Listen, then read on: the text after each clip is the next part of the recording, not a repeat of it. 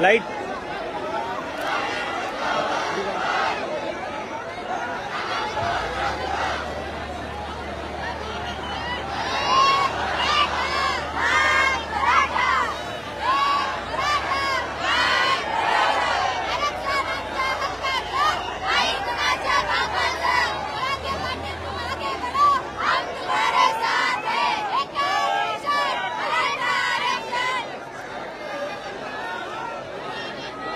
izin dari suara di besar sampai di semua.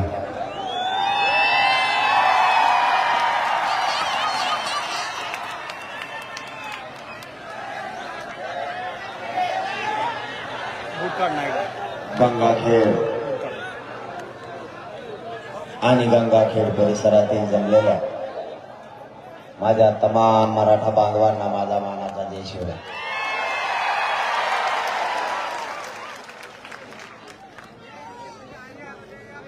Palam Gangakhed आणखी पूर्ण तीनही तालुक्यातल्या बांधवांना मानाचा जय शिवराय.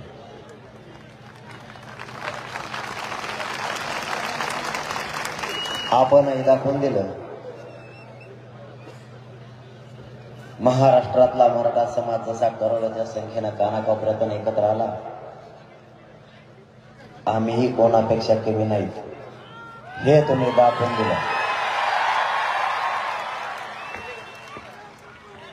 आज या ग्राउंड मध्ये नजर पुरत नाही तिथपर्यंत विराट संख्येनं मराठा समाज जमला, त्याबद्दल तुमच्या मनापासून बोलतो.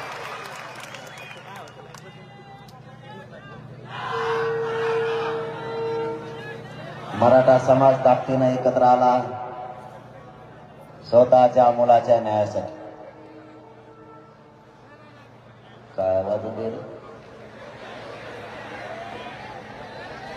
आत्ताच थोडंच जायचं आहे आपल्याला.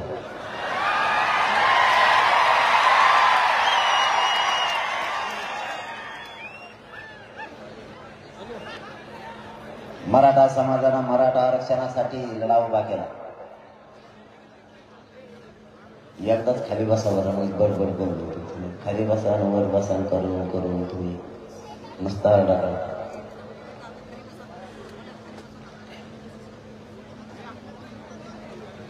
मराठा आरक्षणाची लढाई मराठा समाजाच्या पोराला न्याय मिळावा म्हणून सुरू झाली. ही लढाई साधी सोपी नव्हती. अनेक वर्षापासून आणि अनेक दशकापासून ही लढाई सुरू आहे. हिचा ठाव लागत नव्हता ही कुठं थांबणार. मराठ्यांनाही कळत नव्हतं ही थांबली पाहिजे कुठं. आरक्षण नेमकं कुठं हे मराठ्यांच्या लक्षात येत नव्हतं. मराठ्यांनी शोध मोहीम सुरू केली.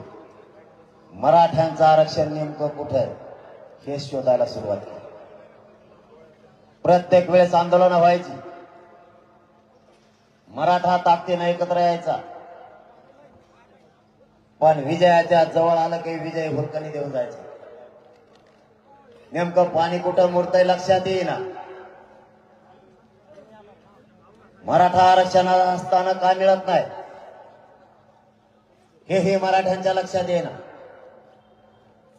मराठ्यांच्या बापजाद्यानं रात्रंदिवस कष्ट करायचे आणि पोरं शिकवायचे. एकदाच काय करायचं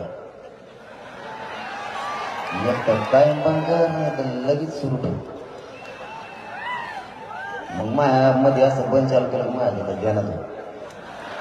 मग मी तुलाच विचारेन कुठं राहतो सांग.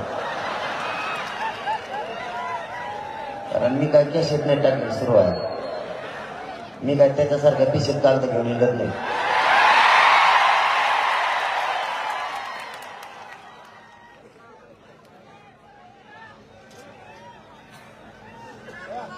मराठा समाजाच्या लक्षात येईना. मराठ्यांच्या मायबापांना रात्रंदिवस कष्ट करायचे आणि पोरं शिकवायचे. पोराचं स्वप्न एकच आणि बापाचं हे तेच. पोरगा जर शिकला तर मी रात्रंदिवस राबलोय याचा चीज होईल. माय बापाला वाटायचं माझं जर पोरग शिकलं ना अधिकारी झालं, माझ्या वाट्याला जे कष्ट आलं ते माझ्या लेकराच्या वाट्याला नाही आलं पाहिजे. माय बापानं कधी पायाला चप्पल घेतली नाही की पोटाला पोटभर खाल्लं नाही. अंगाला कपडे पण नाही घेतले पण लेकर शिकवले.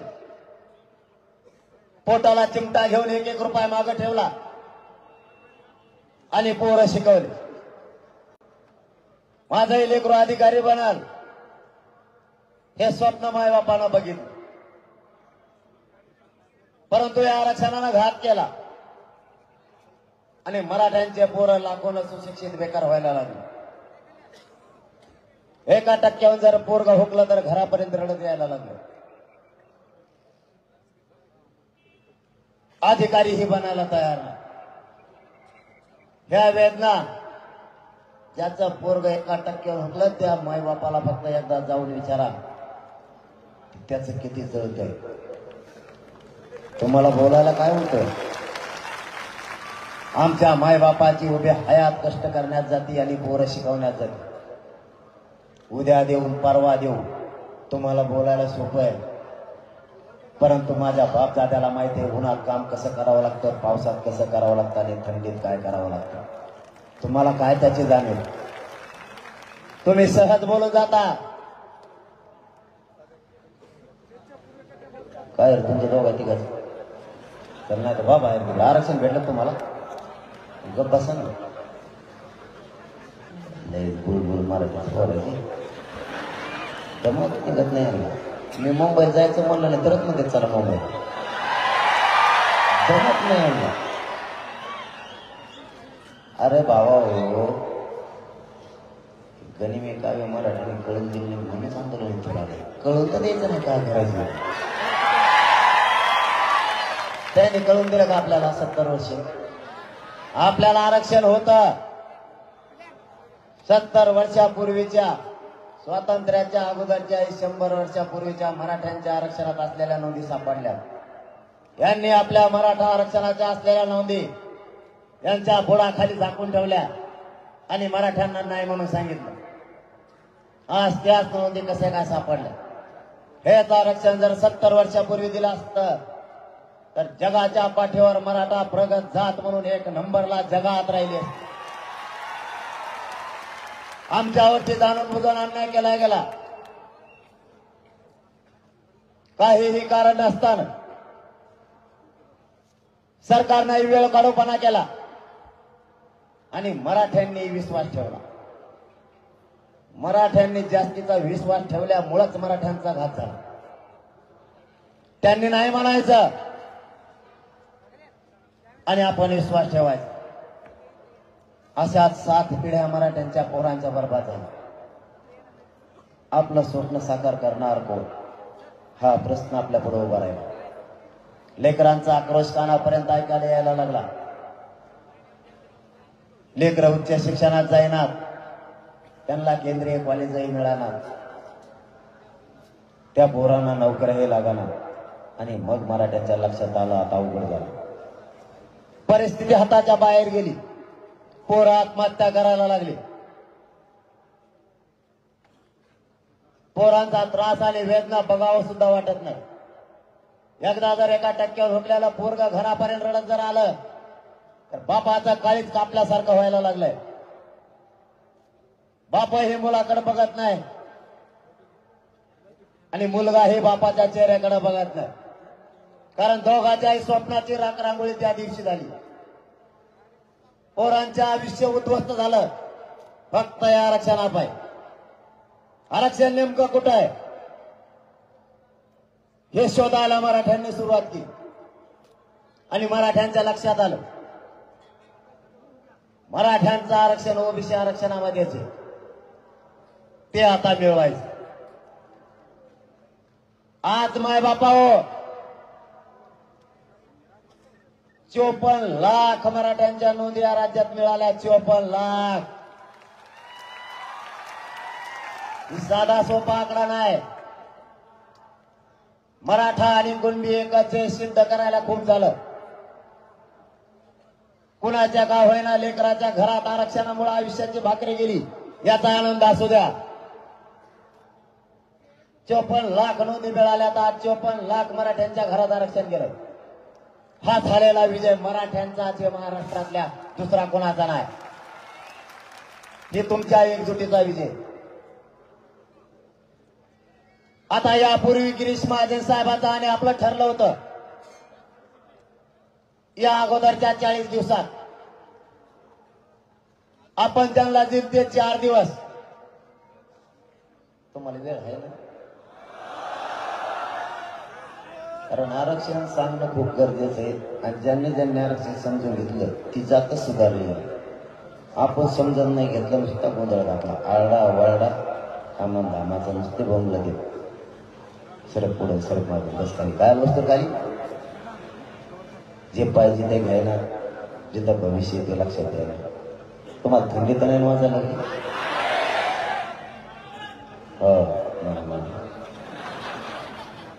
मागच्याला आवाज येतोय का? मागच्याला थंडी वाजते का? मागच्या कैद मनात तुमच्या नोंदी मिळाल्या काय? चलून ते हा एक वर्ष मग कार्यक्रम होईल ना.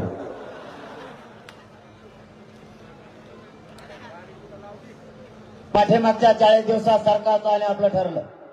मुख्यमंत्री आणि 2 उपमुख्यमंत्र्यांच्या वतीनं शिष्टमंडळ आपल्याकडे आलं 11 मंत्र्यांचं. त्यांनी सांगितलं 4 दिवसात कायदा पारित होणार नाही.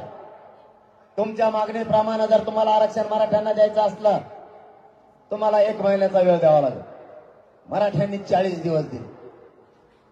म्हणणं एवढंच होतं कायदा जर पारित करायचा असला तर त्याला आधार लागतो. आधाराशिवाय कायदा पारित होत नाही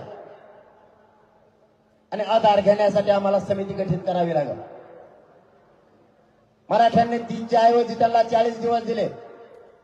नोंदी मिळाल्या. प्रथम अहवाल समितीनं सरकारला सादर केला तरीही कायदा पारित केला नाही. त्यानंतर पुन्हा दुसरे मंत्री आले, स्वतः मुख्यमंत्री आले.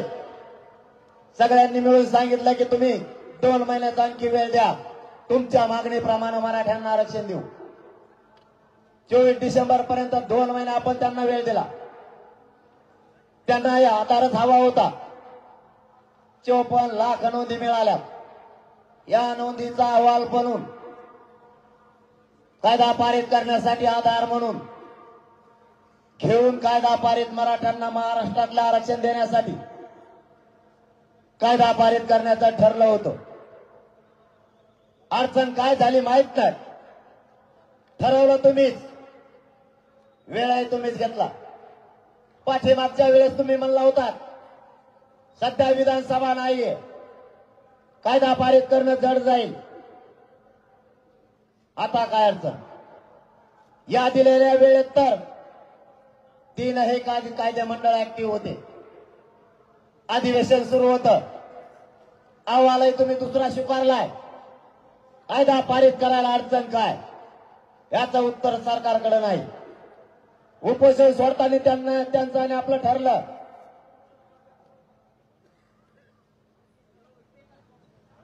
पर्यायी शब्द द्या. आपण 4 पर्यायी शब्द दिले.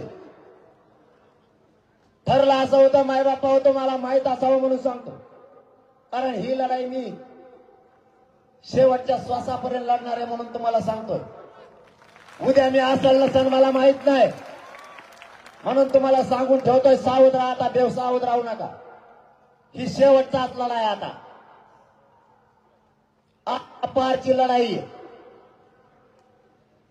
पुन्हा पुन्हा आता लढाई नाही लढायची. ही पहिला आणि शेवटचा लढा.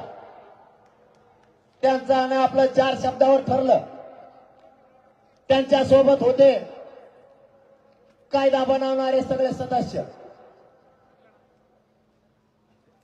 जे सरकार चालवते ते मंत्री, त्यांच्या सोबत होते आयोगाचे अध्यक्ष, त्यांच्या सोबत होते जज, त्यांच्या सोबत होते कायदा तज्ञ, त्यांच्या सोबत होते घटना तज्ञ आणि अभ्यासक सुद्धा. कायदा कसा पारित करावा आणि त्याला आधार का द्यावा याचेही अभ्यासक होते. ठरलं असं ज्याची नोंद मिळाली 1967 अगोदरची किंवा त्यानंतरची, त्याचा सर्व परिवाराला त्या एका नोंदीवर लाभ द्यायचा, असं त्यांचं आणि आपलं ठरलं. ज्याची नोंद मिळाली त्याचे 4 सदस्य असो, 2 असो किंवा 500 असो, लाभ त्याच्या सर्व परिवारातील नातेवाईकांना द्यायचा. दुसरा शब्द ठरला, ज्याची नोंद मिळाली त्याचे रक्ताचे सगळे सोयरे, आणि उपोषण सुटलं. आणखीन 2 शब्द राहिले, ते कोणते तुम्हाला 23 तारखेच्या नंतर सांगा.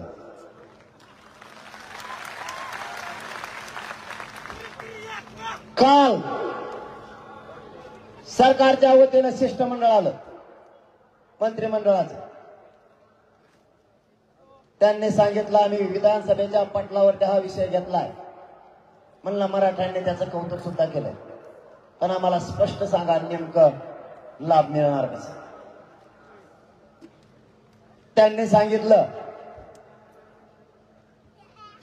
ज्याची नोंद मिळाली त्याच्या सगळ्या रक्ताच्या नातेवाईकांना याचा लाभ मिळणार. मग 2 असो किंवा 500 माणसं असो, 67 पासूनची एकाच नोंदीवरती कितीही माणसं असो, त्याच्या सगळ्या परिवारातल्या लोकांना आतापर्यंत लाभ मिळाला.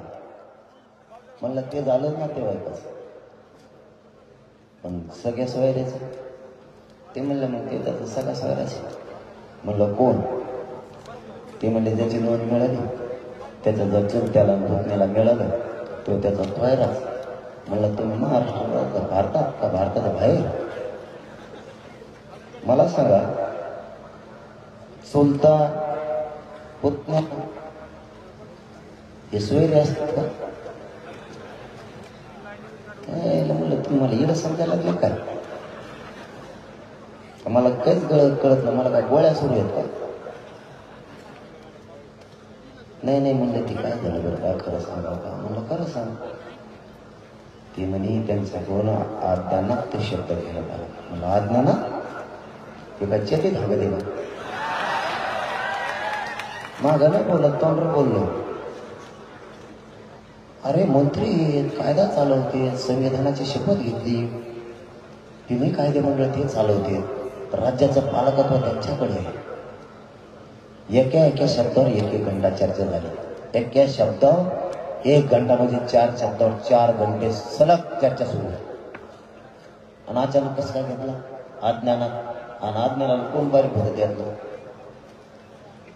कोणीच नाही ना, माझ्यापेक्षा टपारीचे सगळे. अज्ञानात कसं काय घेतलं?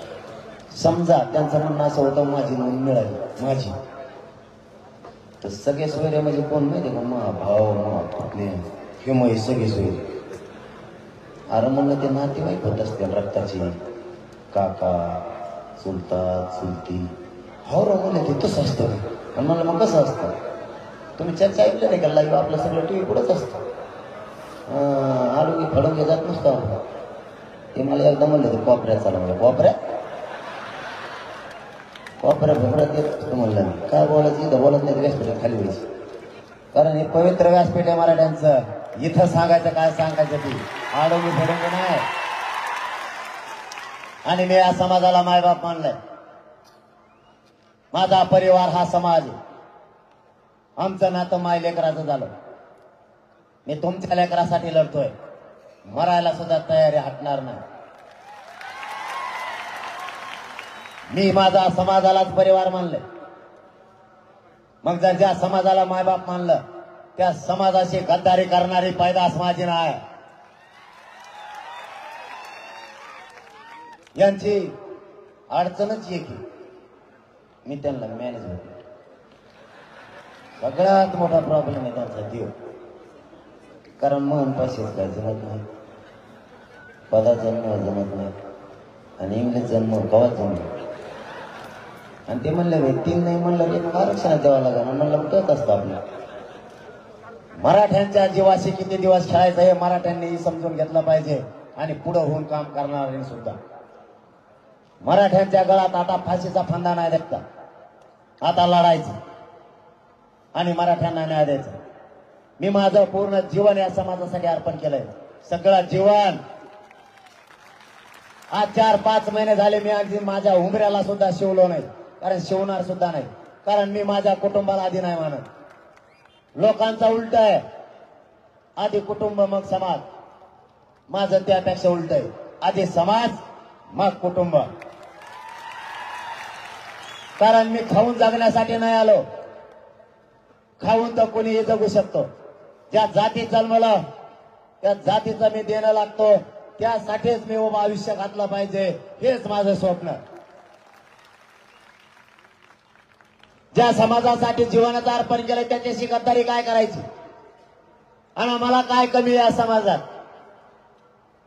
तुम्ही मला माझ्या कुटुंबाची कधीच आठवण येऊ दिली नाही. माझ्या मायबापाचा हात माझ्या तोंडावरून फिरायचा तर तो तुम्ही फिरताय. मला काय मायबापाची कमी पडू दिली तुम्ही, म्हणून मी का तुमच्याशी गद्दारी करत. माझं तरी स्वप्न कोणतं वाईट आहे, याचमुळे सरकार मला शत्रू मानायला लागलं. मी काय वाईट केलं, तुम्ही मला शत्रू मानायला लागलात. माझ्या मराठा समाजाच्या पोराच्या वेदना मी मांडल्या.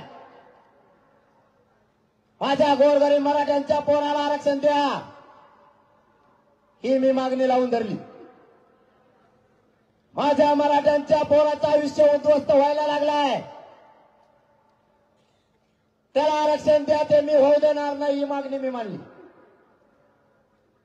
माझ्या मायबाप मराठ्यांना रात्रंदिवस काबाड कष्ट केलेत, पोरं शिकवलेत, वेळेप्रसंगी स्वतःच्या अंगावरचं आईने सोनं सुद्धा मोडलंय, पण लेकरं शिकवलेत. त्या लेकराला आरक्षण द्या आणि मोठं करा, ही मागणी मी केली. काय वाईट केलं? मी कुठं कायद्याच्या चौकटीच्या बाहेर जाऊन बोलतोय? ओबीसी आरक्षण देण्यासाठी मराठ्यांनी सगळे निकष पूर्ण केलेत. ओबीसी प्रवर्गात एखाद्या जातीला जर यायचं असलं तर ती जात मागास सिद्ध असावी लागते, किंवा त्या जातीकडे शासकीय नोंदी असाव्या लागतात. मराठ्यांनी दोनही निकष पूर्ण केले. मराठा 12-13% मागास सिद्ध झाला. मराठ्यांच्या शासकीय नोंदी आरक्षणात असलेल्या 54 लाख सापडल्यात, म्हणजे मराठा आणि कुणबी एकच आहे, याचे हे पुरावे सापडले. आता मराठ्यांना आरक्षणात घ्या. झालं का? नोंदी सापडायला सांगितलं ते फुकट चाळे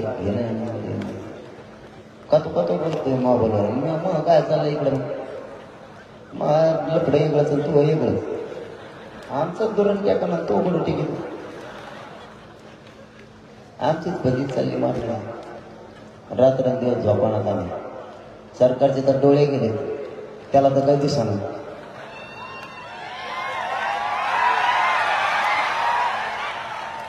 हे आमचे मराठ्यांचे मायबाप लेकरं घेऊन बसले 2-2, 5-5 वर्षाचे मांडीवर. माता मावल्या सुद्धा बसल्या. जाणीव ठेवा, सरकार जरा असाल जागे तर.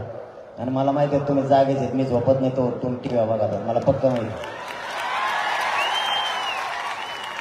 हे विराट रूप पण एकदा बघा. आणि सभा नाहीये, ही सभा नाही. इथं आलेला प्रत्येक मराठा स्वतःच्या मुलाची आणि मुलाची वेदना घेऊन आलाय. तिला होणारा शिक्षणात नोकरीला त्रास घेऊन आलाय. हिला सभा नका बघू. उन्हात वाऱ्यात पावसात थंडीत लोक अंगावर रग्या घेऊन बसायला लागले. हे काहीही दिलं ना तरीही बसू शकत नाही. त्यांच्या वेदना आहेत म्हणून इथं बसले, ती न्यायासाठी बसले. वेळी सरकारनं शहाणं व्हा, नसता किंमत मात्र तुम्हाला मोजावी लागणार. आम्ही नाही थांबत, आम्ही कायद्याच्या बाहेर जाऊन नाही बोलत. आमच्या हक्काचं आरक्षण आम्ही मागतोय. तुम्ही मला शत्रू मानायला लागले. तुम्ही मला शत्रू मानत असाल तर मानू शकता, मी तुम्हाला मोजीत सुद्धा नाही, गिलीत सुद्धा नाही. कारण मी मरायला भेटत नाही. माझ्या गोरगरिबांच्या मराठ्यांना न्याय देण्यासाठी मी मरायला भेट नाही, भेटणार सुद्धा नाही. मायबापा हो, फक्त तुमच्याकडे विनंती आहे, तुमच्यात फूट नका पडू देऊ. राजकारणाचं ऐकू नका. जातीपेक्षा मोठं राजकीय पक्षाच्या नेत्याला समजू नका. 70-75 वर्षाचे नेते मोठे केले, आपल्याच बापदाद्याने केले. आपल्या बापदाद्यांना आयुष्यभर यांचे पंपलेट चिटकेले. आपल्या बापदाद्याचं एकच स्वप्न होतं, कधी काळी माझ्या लेकराला जर गरज पडली तर हा मदतीला येईल, म्हणून यांना मोठं केलं. आज मराठ्यांच्या पोराला गरज पडली. काय झालं? 9 वाजले का? अरे लय कार्यक्रम 9च्या नंतर मी हातात हात देते. त्याने काय टाकलेले असते का? पण ते हात धरलं तरी सोडित नाही. सोड म्हणलं तरी सोडित नाही. 7-8 फोटो मयच काढतो, मलाच घोडा लावतो. मायात पायावर पाय देतो. मला मी जर म्हणलं जरा पुढं सर ना, त्याने टाकलेली ती काय मागं पुढं बघत नाही. त्याला जर म्हणलं ना थोडं पुढं सर, दमदार ना जरा, तुला का दम नाही खाना काय, म्हणजे माझ फोटो कडून मलाच घोडी लावतो. त्याच्यामुळे 9च्या पुढे हातात त्याच बंद केला. कारण ती त्याचीच तारा असते. त्याला खाली बस म्हणलं तेव्हा भरत, त्याला हो भरत शेजारच्या 7-8 जण बेकार करतो होते बसल्या पाहिजे खडे आणून. ते ना वेळ त्याचा वाटा जात नाही. तुम्हाला खरं सांगू का, 2 कामं करा आयुष्यात. मराठा समाजासाठी इतकं लढा की एकदा महाराष्ट्रातल्या मराठा समाजाच्या लेकराला आरक्षण देऊन आयुष्याची भाकरी द्या.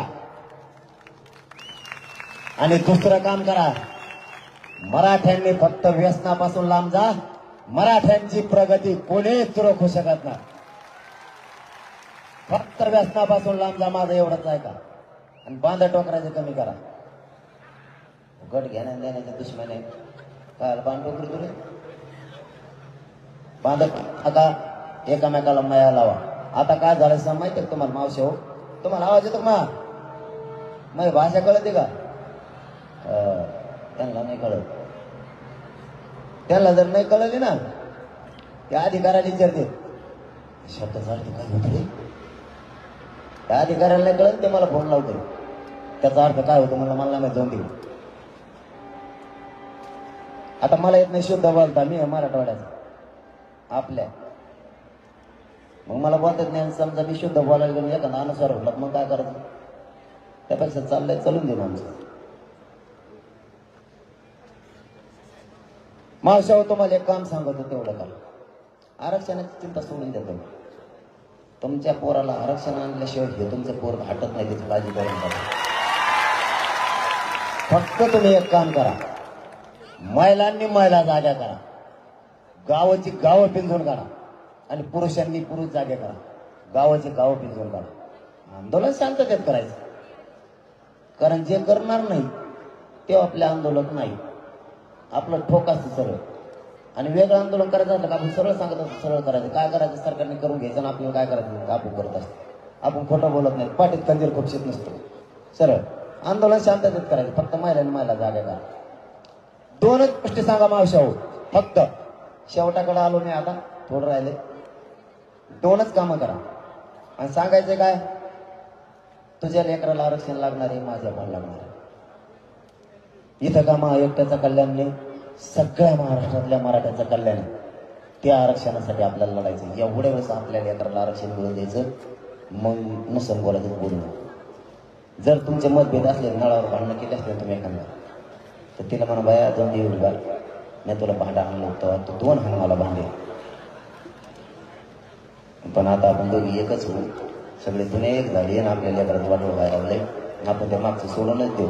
तो बळत बैल बांधला होता, बांधाला बांधला होता, आणि 3 टन माल सोडला होता. तू म्हटलं 2 एकर चारे हो, पण 1 येऊ एवढे बार लढू. पण लेकरासाठी लढू एवढंच म्हणा.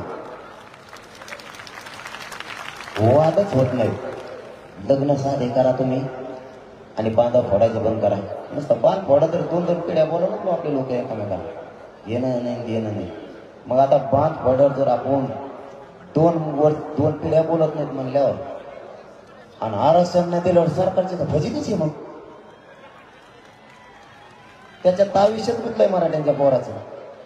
मावशा फक्त महिलांनी करा, पुढे महिला जागा करा. लाजू नका. काय महिला म्हणतात मला लाज वाटत. मला सांगा, आपण शेतात काम करतो का नाही? आपण लाजवतो का? आपण जर काम नाही केलं तर आपले लेकरं मोठे नाही होणार. काम करावंच लागेल, त्याशिवाय आपले लेकरं सुधारणार नाहीत. मराठा आरक्षणातून सुद्धा तुमचे पोरं मोठे होणार आहेत, त्यात काय लाजायचं? तरी काही महिला म्हणतात नको बाय मला लय लाज वाटत वाटत नाही. मग काय करते आता? करतो तर मग आम्ही जाता काय जनजागर नको करू तू. पण माझ्या एक प्रश्नाचं उत्तर दे ना. तो हा धीर निवडणुकीला उभा राहिला, कसं गल्ली गल्लीने पॉकेट घेऊन पळतो. कबश हा बया फक्त घुटून नको देऊ, नारळ बराबर हा. मग कसं सांग दी तो धीर मोठा होतो. तो धीर कोणत्या तरी साहेबाचा असतो. साहेब एक खबर त्याला गटार गुटार नाली खाली देत आहे. तो धीर मोठा होणार. आपले उसत तोडायला पाठायचे का? आपल्या पोरासाठी कोणीच नाही. तुमच्या पायाला हात लावून सांगतो, ही गरजवंत मराठ्यांचा लढा आहे, गोरगरिबांचा लढा आहे. आपल्या पोरांसाठी आपल्यालाच लढायचं आहे. आणि ही लढाई जिंकायची सुद्धा आपणच. आता सावध व्हा, अशी संधी पुन्हा मराठ्यांना येणार नाही. या गंगाखेड मधून मुख्यमंत्री आणि गृहमंत्री फडणवीस साहेबांना माझी विनंती आहे, त्या नोटिसा फिटिसा बंद करा. तुमच्याकडे दिल्या करेल ते असं उलट करून ठेवलं. तुम्हाला सांगतो, आता मुख्यमंत्री गृहमंत्री बसते तिकडं, नोटिसा दिल्या इकडं. लोक काय म्हणतात त्यांना ऐकायला मिळतं का? नाही. आता लोक मला काय म्हणतात, मी देवेंद्र फडणवीस साहेबांना सरळ आज प्रश्न विचारतो, सांगतो सुद्धा. तुम्ही नोटिसा दिल्या, द्यायला लावल्या, त्यात पोलिसांचं काहीच चूक नाही. त्यांना द्यायला सांगितलं म्हणून दिल्या. मला माहिती 4-5 जणांना द्यायला सांगितलं. ती कोण आहेत मला माहिती, मी तुम्हाला त्यांचं नाव नंतर सांग. हो, त्याचा तर कार्यक्रमच आता. त्याला आयुष्यभर बोलायला नाही. आता मला नाव माहिती आहे, मी सांगणार आहे.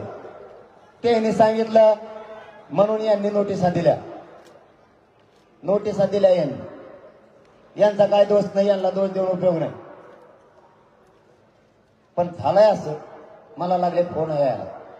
ते म्हणते आता हे असं झालं, त्या आंदोलनात मी नाही बी मानते काही संबंध नाही, पण फुकट मला नोटीस आल्या, ट्रॅक्टर इकडे नेऊ नको, ट्रॅक्टर तिकडे नेऊ नको. मग मी येऊ नाही तेव्हा नाही येतो काय मग तुम्ही सांगत बघा कसे उलटे परिणाम झाले त्याचा. काय गरज आहे का?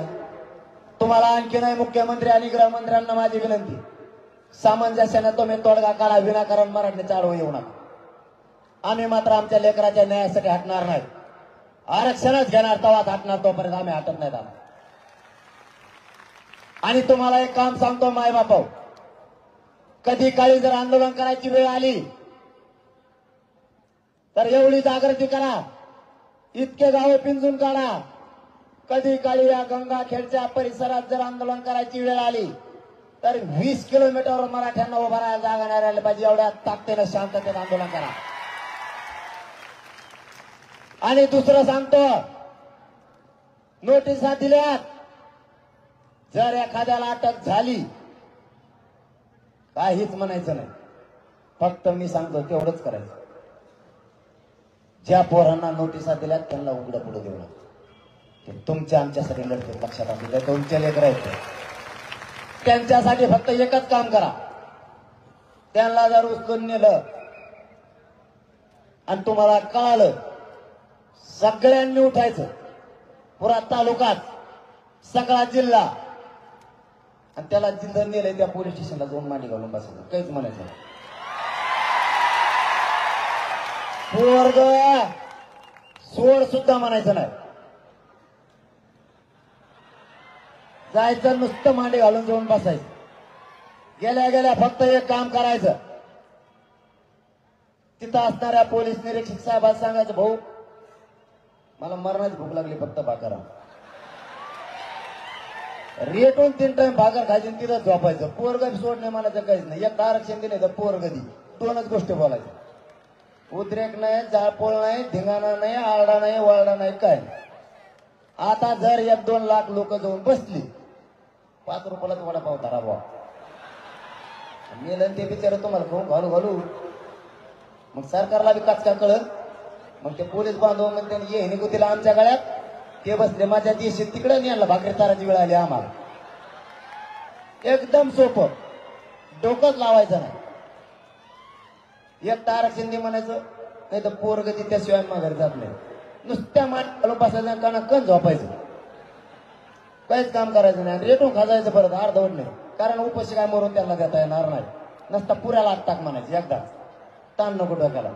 यांना आता 6 कोटी एकदाच बसायचं. आता जे व्हायचं असेल देशात रेकॉर्ड करायचा आपल्याला घ्या.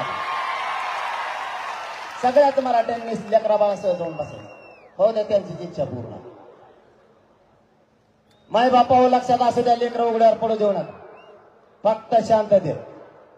आपल्याला मराठ्यांनी शब्द दिलेला आहे 17 तारखेला, शांत दे. तुम्ही बाकीची काळजी करू नका. बाकीच्यांना मी समर्थ. तुम्ही आता ज्याचं नाव घेतलं तर त्याला तर मोजितच नाही, कारण त्याचं नाव मी घेत बी नाही. कारण नाव कोणाचं घ्यावं आणि कोणाचं नाही घ्यावं त्याला महत्व देण्याची गरज नाही. तर आज तुझं नाव बी नाही घेतलं. गिरीश महाजन साहेबांनी सांगितलं जरांगे पाटील तुम्ही काही बोलू नका. आता आम्ही त्याला बोललो. मी 2-3 दिवस झालं गप्प बसलो नाही रे.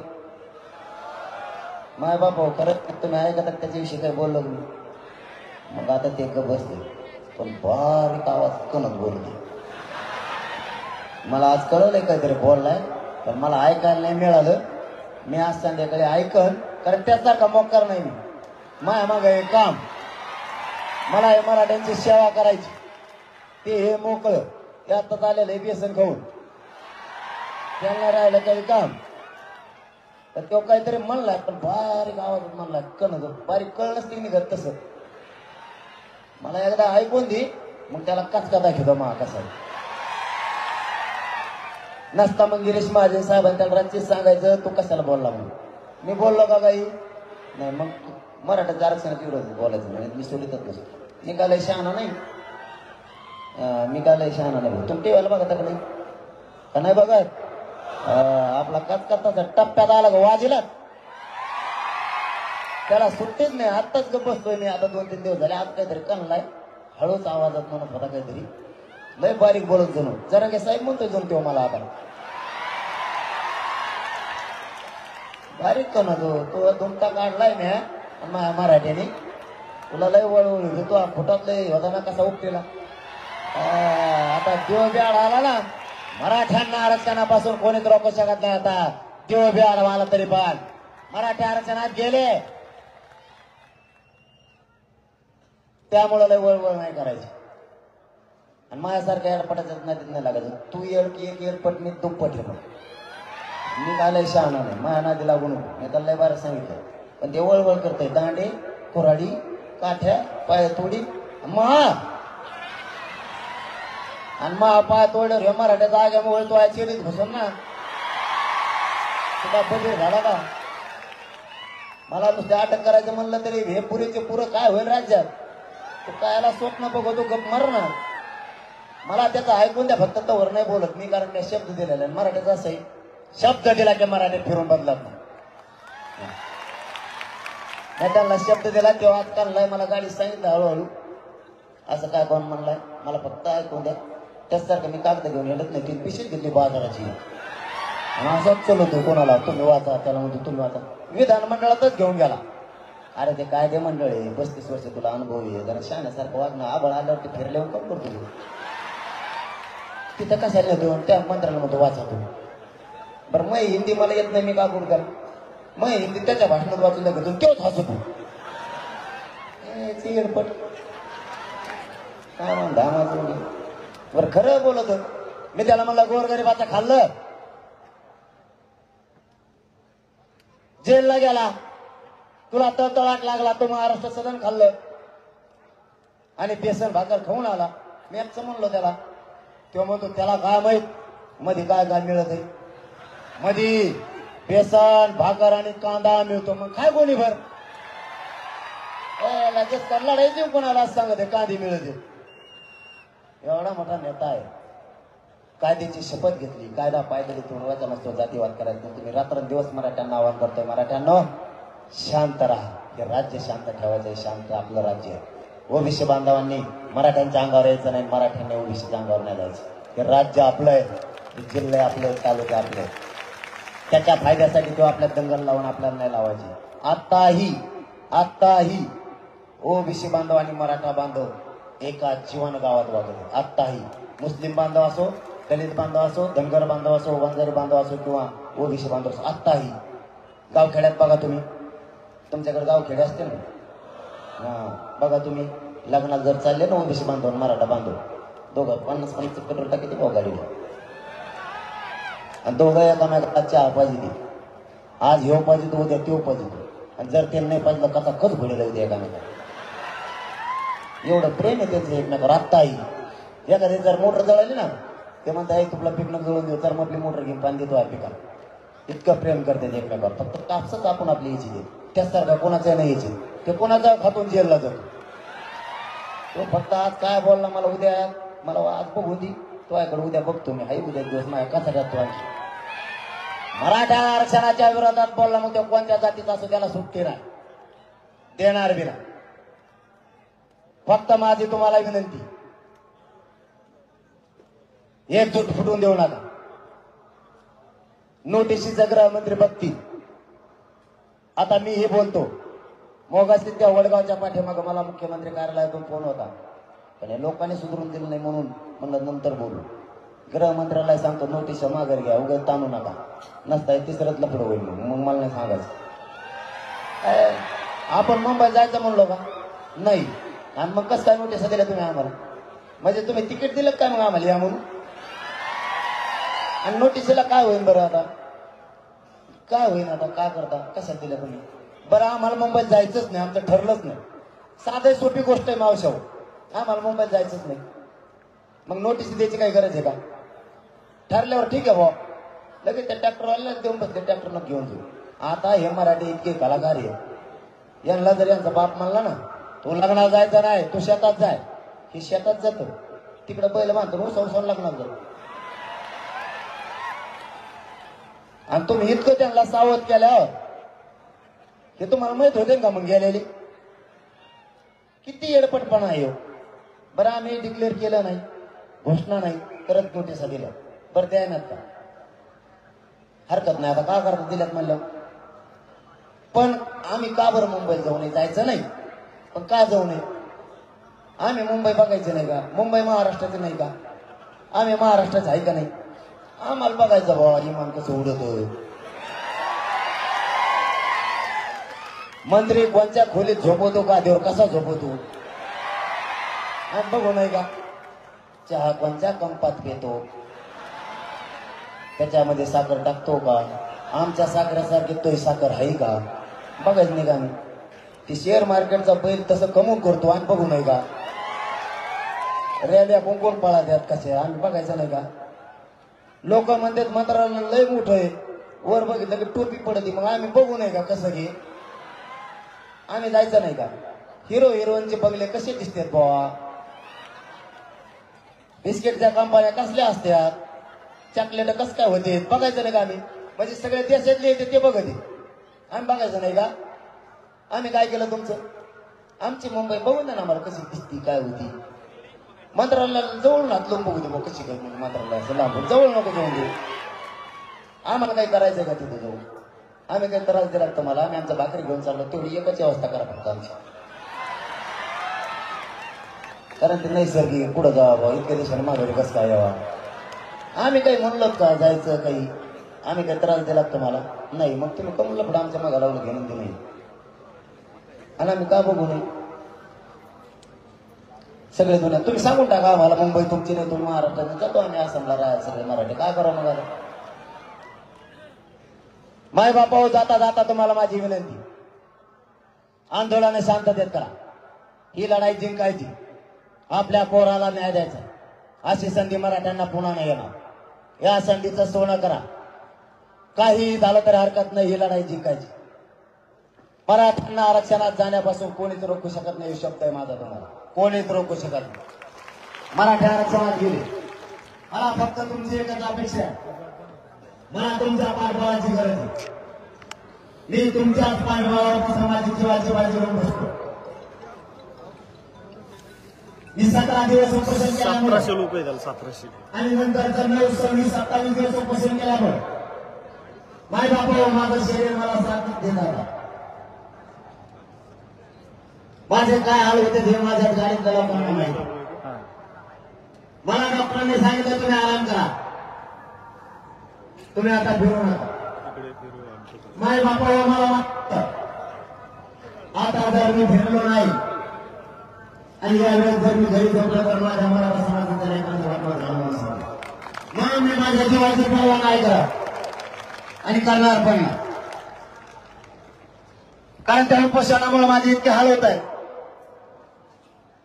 तरी मी रात्रंदिवस बाहेर माझी फक्त तुम्हाला एकच विनंती तुमच्या एकजुटीमुळे या घराघरातल्या महाराष्ट्रातल्या मराठ्यांच्या लेकरांचं कल्याण होणार आहे ते मोठे होणार आहे मला तुमच्या पाठबळाची गरज आहे माझ्या पाठीशी खंबीर उभे राहा मला तुमच्या साथीची आणि आशीर्वादाची गरज आहे माय बापावर मला आशीर्वाद आणि साथ तुमच्या पाहिजे कारण मी तुमच्या जीवावर तिथं माझ्या जीवाची बाजी लावून बसतोय मी मरायला भेट नाही आणि परवा पण करत नाही कारण मी सांगतानाच माझ्या बायकोला सांगितलेलं आलो तर तुझा गेलं तर समाजाचा मी क्षत्रिय मराठा आहे कुंकूपासून तयार आहे मी मरायला नाही भेट फक्त या राजकारण्यांचा ऐकून फूट पडू देऊ नका आपल्या लेकरा बाळाचं वाटोळं होईल जर तुम्ही मागे सरकलात तर आता पिढ्या बरबाद नाही होऊ द्यायच्या माझी तुम्हाला जाता जाता एक विनंती आहे आणि तुम्हाला शब्दही देतो तुमच्याच बळावर मी तिथं जीवाची बाजी लावून बसतोय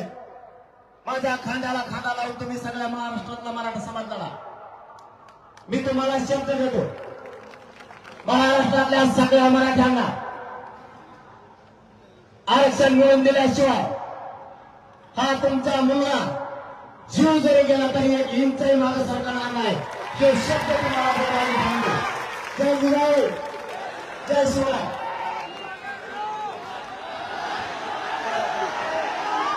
सगळ्यांनी आता मोबाईलच्या सगळ्यांनी मीडियाच्या बांधवांना विनंती आहे राज्याला आणि सरकारला बनलेला दाखवा सगळ्यांनी सुरुवातीपासून शेवटपर्यंतच्या सगळ्या बांधवांनी सगळ्या मोबाईलच्या बॅटरी सुरू करा 1 मिनिट वेळ द्या पण मोबाईल सगळ्यांना सुरू करा हे विराट रूप बघून तरी सरकारला शहाणपणे यावं मुख्यमंत्री आणि 2 उपमुख्यमंत्र्यांना माझी विनंती आहे हे माझा मायबाप मराठा समाज नजर पुरत नाही इथपर्यंत उभा राहिला आहे याच्या लेकराला आरक्षण देऊन न्याय द्या आमची तुम्हाला हात जोडून विनंती आहे सामंजस्यानं मार्ग काढा मराठ्यांना डोचू नका हे विशाल रूप सरकारनं बघावं मीडियाच्या बांधवांना विनंती आहे विराट रूप दाखवा नजर पुरत नाही इथपर्यंत मराठे जमले